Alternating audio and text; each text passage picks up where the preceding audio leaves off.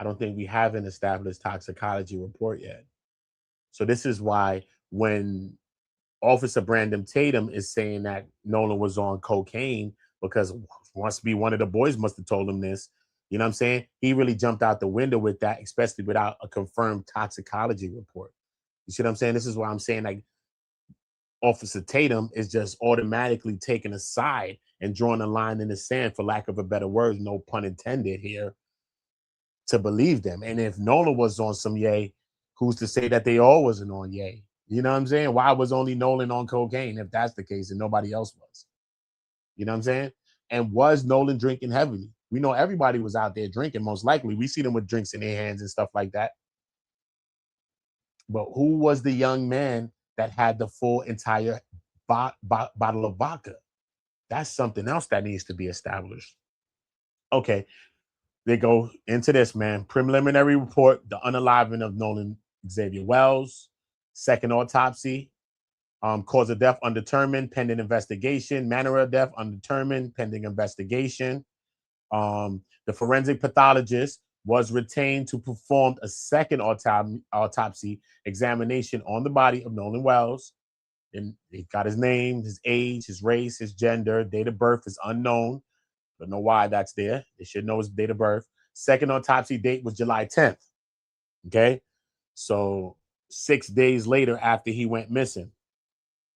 The preliminary findings: focal area of red discoloration in the soft tissue of the back of the head, right? Damn. But what is that? What is it? The cause is unknown. The body received after initial autopsy. So they had a first initial autopsy, then he received the second autopsy was conducted by them in their independent investigation. Marked decomposition. By the time they got the body, I want to know what day did the first autopsy take place. Let me see if I can ask ChatGPT or something. Hold up. Do you know the date of the first autopsy of Nolan Wells? Because we understand that the second autopsy's date was July 10th. And we can only think that the body would be decomposing more by that time, right? Tell me if you know an established date of when the first autopsy took place. Because remember, he was found 2 days later. That's the 6th. So when did they have their autopsy? The 7th or the 8th? Because the second one happened on the 10th. See what I'm saying? Okay. The body was recovered. See, July 4th. Okay, cool. This is how it went. July 4th is when he went missing. July 6th is when his body was recovered 2 days later. July 7th is when the Mississippi State official autopsy happened. So the next day after they found the body, they did the autopsy. And then 3 days later, they was given a chance to do the second one. That's still a lot of time. You know what I mean? Okay, coronal incision of the scalp. The brain was removed. A Y-shaped incision of the anterior torso. The organs removed. Accompanying the body in the body cavity. Anterior internal neck structures are absent. This is where they're saying that the neck wasn't there and the lung, right? What happened to the lung?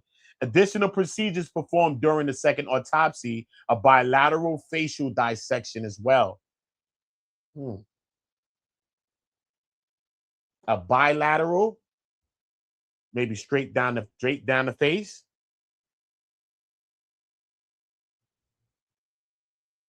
But lateral is left to right. This is lateral. Lateral movement is this. So it's not straight down, it's not up and down. Lateral is this way, left to right. No fractures, no evidence of deep tissue injury. Posterior head dissection.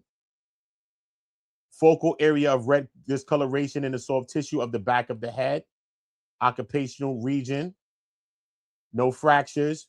Posterior neck dissection, no fractures, no evidence of deep tissue injury. Rib exposure dissection, no fractures, no evidence of deep tissue injury. Pelvic dissection, no fractures, no evidence of deep tissue injury. Subcutaneous and deep soft tissue dissection of this is the back of the head, of the back and the buttocks and the arms and the legs. No evidence of deep tissue injury there. Remote healed scars, left ankle. Histology submitted. Toxicology was not performed. Shit. So when they're conducting an autopsy, when is the best time to conduct the toxicology? Not after or while or currently while they're doing the first autopsy, or is it just normal to do the toxicology after or days after you even complete the autopsy? Because why didn't complete that? Let's just see what the hell's going on. Okay, hold up. They said yes. There's an important distinction there. The toxicology samples are generally collected during the autopsy, not days after. So the testing analysis of those samples can happen later. Okay, so they have it, but they said not performed. They didn't say not analyzed. They said not performed. Why not? What the hell are you talking about?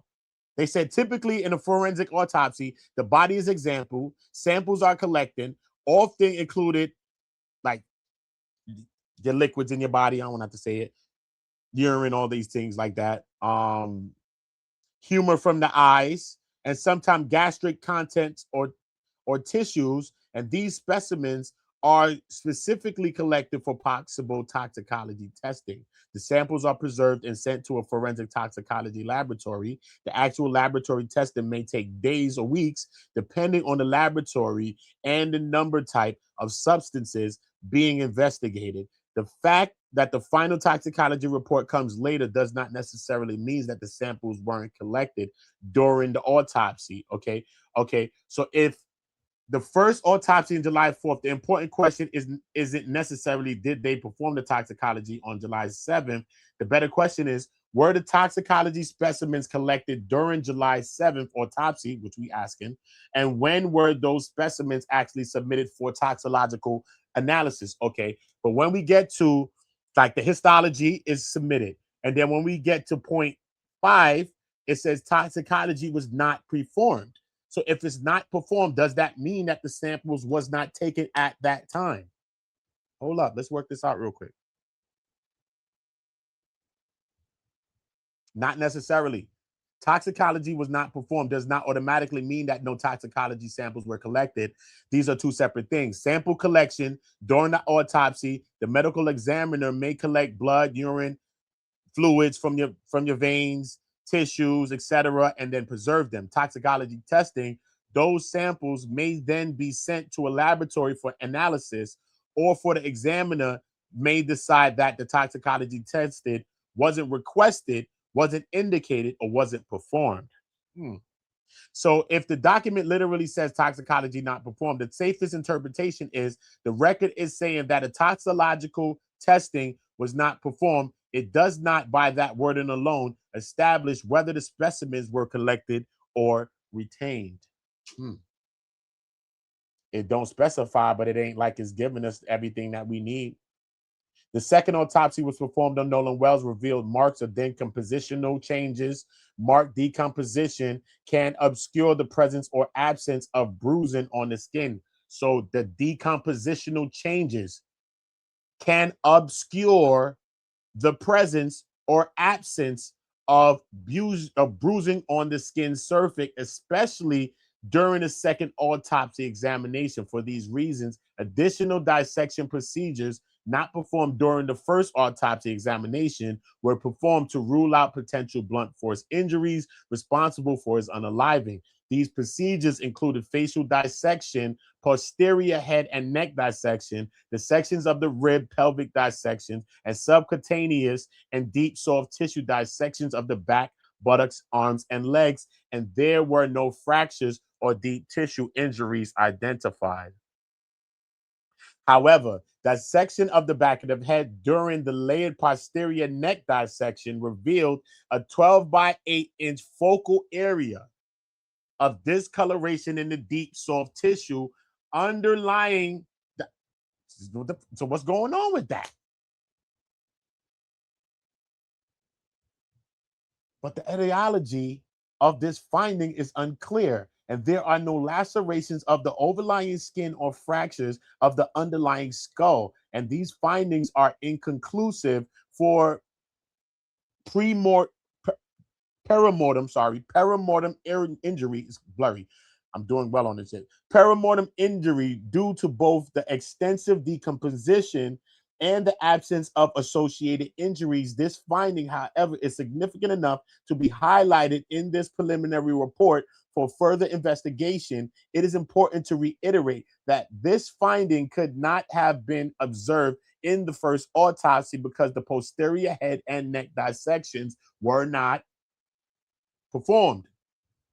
Another limitation faced by this forensic pathologist was the absence of the anterior internal neck structures, the tracheal, the laryngeal cartilages, the thyroid horn, and the hyoid bone were not received with the body. It is assumed that the initial pathologist retained these structures for additional evaluation. The retention of the anterior neck structures during the initial autopsy is a common forensic pathology practice. Now, this is crazy, bro. Shit, I didn't even know I had y'all right there. I was supposed to put y'all here so y'all could have seen this shit better. And show you how this is a little blurry, though, but it's good, though. I can still read it. The review of the anterior neck structures is incomplete. Therefore, this pathologist cannot rule out injury to the neck as a contributor or the cause of his unaliving. Because the initial autopsy rightfully removed and dissected each organ, there are additional limitations inherent in the second autopsy of Nolan Wells. The most significant of the limitations was the inability to directly observe the airway and lungs for water and directly observe the stomach for gastric contents. In addition, the original toxicology result had not been received at the time of this report. Lastly, which is weird, in my own case, I don't know. Maybe I'm jumping the gun. And lastly, in cases where unaliving has occurred in or around a body of water with suspicion of drowning, it is important to confirm how that person entered the water. So how you enter the water is a big thing. This information is especially important for those unalivings of a person who can swim, as is the case with Nolan Wells. At the time of this report, this forensic pathologist does not know the condition of Nolan Wells, i.e. the conscious or unconscious or forced or unforced, how he entered the water. Before entering the water, definitive circumstances of the unaliving are required to determine the manner of the unaliving. And for these reasons, this pathologist cannot rule out if any intervening non-accidental factors contributed to or that caused the unaliving of Nolan Wells. With the following questions still outstanding: what are the circumstances that led to Nolan Xavier Wells entering the water? What was the body position when he was found? He was found face down in the water. That's a fact. Was there water in the airway? This could tell you if he's drowned or not, or if he was strangled, or if he, you know what I'm saying? Then we could probably go into why he got this discoloration, maybe on the back of the head, on the back of the skull in his deep tissue. Maybe he hit his head before entering the water. See what I'm saying? Is there any evidence of injuries of the anterior neck structures? We don't got them. And Jackson County has said, I believe it's Jackson County, right? They said that they not giving up the anterior neck structures and none of that. They said that all of those things are going to the grand jury. So we go into the grand jury because the grand jury determines if a case will be opened. But also on my last video, I also brought up somebody that worked with grand juries and worked with prosecutions. And he says that, especially without a suspect at hand, usually the grand jury goes by what the prosecutors is saying. And the prosecutors push it. So 99.9%, this is what he said. Go check the last video. The grand jury is going to be doing what the prosecutor want them to do. So there's a high probability that this case wouldn't even go to any trial or nothing, and there will be no suspects charged. So I want us to keep that in mind. Okay. Is there any evidence of intracranial hemorrhage, like he received a head injury or something, subdural or subarachnoid, and what was the composition of the stomach contents. We didn't get that. That's also how you take in toxicology findings to see if you was drinking or if you was probably doing some kind of drugs when you take in blood. You can find that, but even in the contents of your stomach, you can also find some of those things as well. And what are the toxicology report findings? We still don't know, bro. That's undetermined. And then they go into the back of the head. That's where the discoloration happened. They show you the actual skull to show you what part of the head. And that's like the upper head. You know what I'm saying? That's not like right there on the back by your neck. That's your skull. That's his head. Right back of your head right here where you got that little shit right here. That's the back of the head where he got that at. What's that discoloration there? You know what I'm saying? Looking like he hit his head.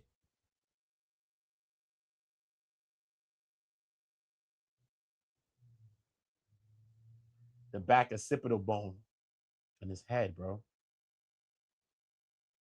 They show you that the neck structures are absent. This is gone. The lung is also gone too. Where do they show us that?